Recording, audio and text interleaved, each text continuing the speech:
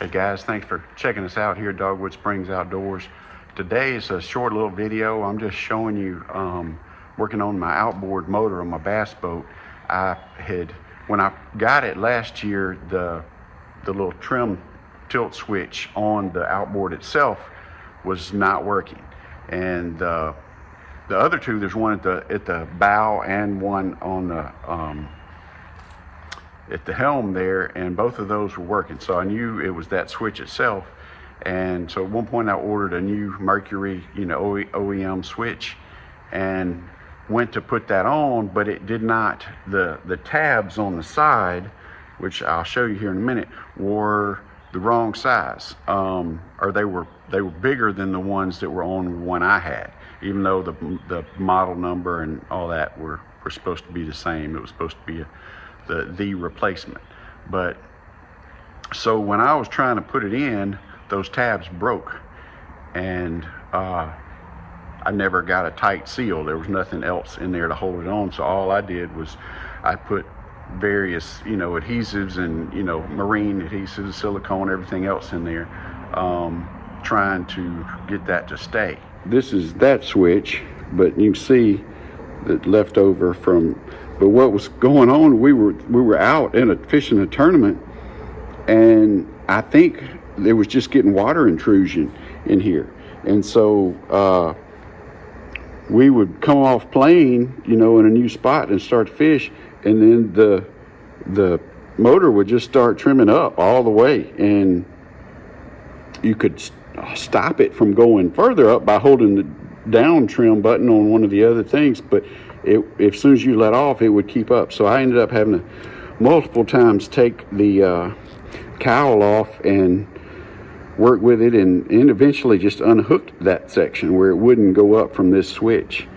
But again, I think it was likely just water intrusion, but you can see where those broke off. And so I decided to try again, but I knew I didn't want to order this same switch. So I ordered a generic version for a little more than half of what this one cost. I think this one was around $30 or so. And got it just to see, and it was the same. The tabs were exactly the same. One thing that was not as good on the new one are the connections were smaller, and so I had to, and this is again the original, or the OEM, I had to work with those, clamp them down a little bit more on the female ends so it'd be a snug fit. But anyway, they worked otherwise. And so now I just need to see if I can get in there. My idea was to heat it up with a heat gun and see if that would work, to make it malleable enough to fit through that hole. But this is the same, and they're supposed to snap in, but it is just too much, and so it's going to break them. And that's what happened last time, and I ended up with not a secure connection. I don't have anything on the inside that'll hold it, so this needs to be there. I don't need to cut them off to get in. So what I'm going to try to do is use a heat gun to soften those up some, and to where they'll fit through there without breaking. So I'm just trying to hit it from the side so I'm not heating up the internal electrical stuff too much.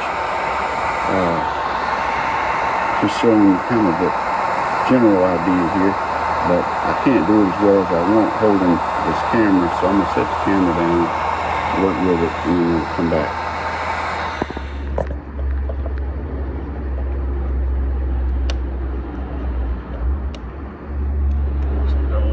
Still, well, I don't know how, but it did work. I was using both hands and just kind of working it back and forth like you started, and it just popped in.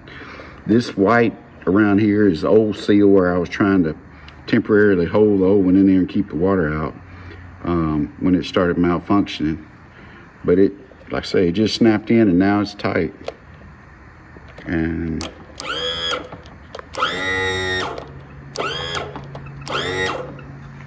currently functioning. So I'll clean it up.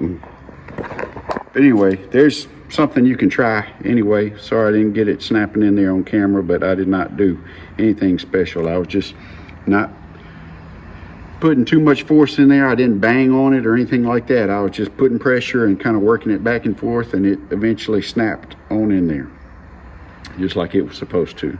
But I do kind of feel like adding that little bit of heat was the trick, and hopefully that'll last for a while. I don't, not that it matters, but if you run into this problem, this is just a Mercury, I think it's a 2002 Mercury 115 ELPTO.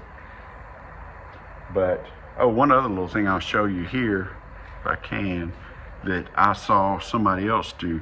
These particular models are terrible about leaking oil, and I think they tried several different cap designs and none of them really worked, and so it's just kind of a deal.